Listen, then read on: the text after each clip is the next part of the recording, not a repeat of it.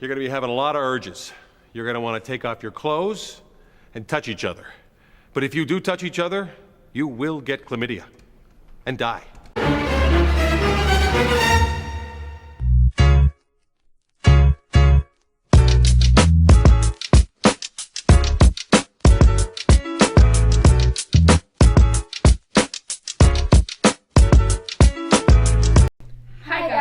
I'm Zoe. I'm Halle. And I'm Larenzia. Today we'll be talking about sex ed. More like the lack of sex ed. Sex ed is super important, but right now only 39 states require it in school. However, there's no guarantee that the sex ed students get is high quality and covers the topics young people need to learn about to stay healthy.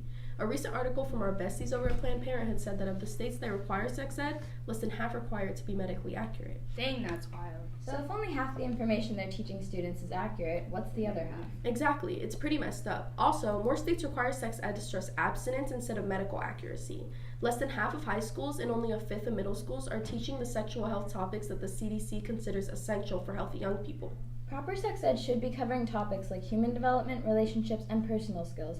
This includes reproduction, puberty, sexual orientation, gender identity, dating, decision-making, contraception, and a lot more. Also, lesbian, gay, bisexual, transgender, queer, and questioning youth need and deserve to learn in settings that are inclusive of their experiences and that give them the education necessary to stay safe and healthy.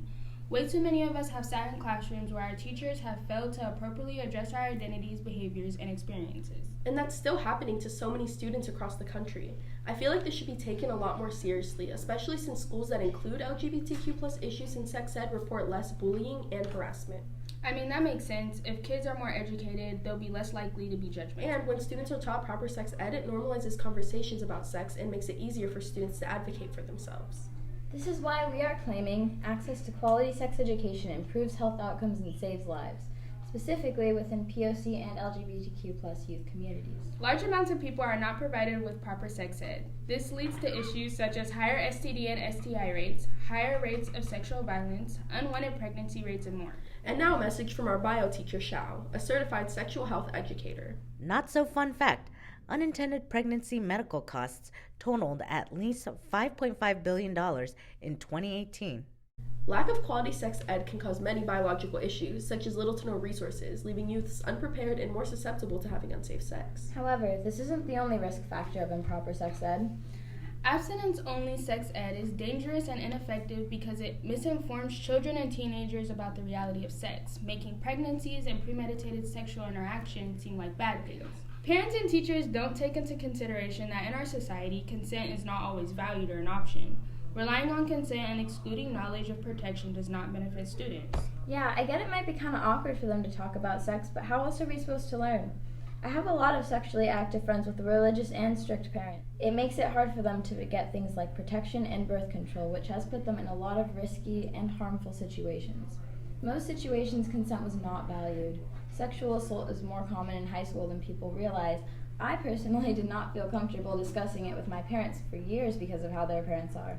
But now my mom is the best at providing access and knowledge for me and a lot of those friends. I'm grateful for how much that has prevented risks for me and others. That's good. It's really important for kids our age to have a trusted adult to talk to about this kind of stuff. Sex is starting to be a lot more normalized, especially in high school. If no one is taught the risks or ways to prevent the risks that come with sex, it can lead teens through harmful situations. Topics like protection and access to different resources should be taught to high schoolers in sex ed so they can be prepared to have safe, consensual sex that it can be normalized with everyone. So, what do you guys think of the sex ed we've had here at High Tech? Ooh.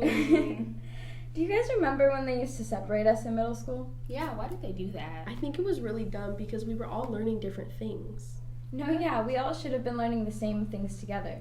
Periods, for example. If we don't know anything about each other's bodies, it can lead to a lot of embarrassment and shame around such normal topics. Other than that, I think we've actually had pretty good sex ed at this school. I feel like everyone gets excited about it now, too. Right, because it's not awkward anymore. But yeah, in 9th grade, that midwife who came and talked to us was super open about everything. I remember that. She talked to us about how important protection is.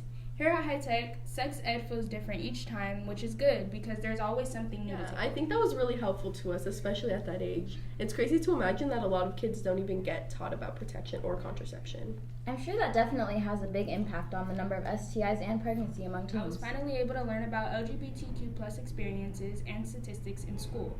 I was a lot more engaged in the content since it finally applied to me for once. Oh wait, someone's calling. Answer it. Okay, hello, what's your name? My name is Dan, and I wanted to say that you guys are completely wrong. I don't agree with your so-called comprehensive sex ed because it goes against my cultural and religious values. Not to mention that it's corrupting influence on kids. Providing this information is only endorsing and encouraging them to have sex and take risks. If I want my kids having a bunch of babies and STIs, I'd teach them about sex myself. Hi Dan, we understand your concern, but this information is essential to keep teens and everyone else, Including your kids. safe when engaging in sexual actions. Keep in mind, this includes consensual and non-consensual situations. A lot of teens don't have a trusted adult to talk to about these things.